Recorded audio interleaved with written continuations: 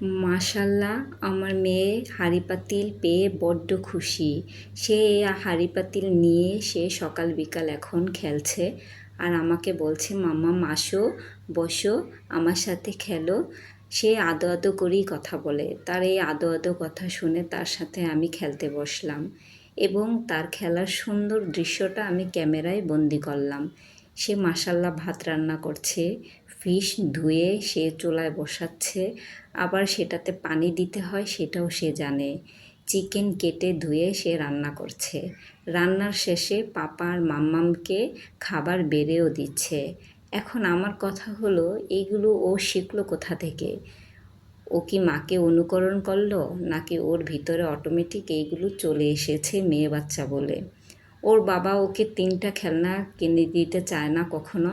এক হলো পিস্তল, দ্বিতীয় হলো পুতুল, আর তৃতীয় হলো হাঁড়ি পাতিল। আমি ওর বাবাকে অনেকবার বলেছিলাম হাঁড়ি পাতিল কিনে দাও। ওর বাবা বলেছে, না, আমার মেয়েকে এগুলো আমি শেখাবো না। শেষমেশ কিনেই দিতে হয়েছে, কারণ ওর ভিতরে এটা অটোমেটিক চলে এসেছে। ওর এই খেলা দেখে আমার প্রতিছবির কথা মনে পড়ে যাচ্ছে। মনে হচ্ছে আমিও এমন ছোটোবেলা হয়তো বা খেলতাম। যাই হোক, আমার মেয়ে মাশাল্লাহ কি সুন্দর করে খেলছে। ওর খেলা দেখে মনে হচ্ছে ও এইগুলো মনে হয় অনেক আগের থেকেই জানে। কি সুন্দর করে খেলছে। চিকেন কাটছে, ধুচ্ছে, সেটা আবারে চুলায় বসিয়ে দিচ্ছে। এগুলো কিভাবে ও জানে?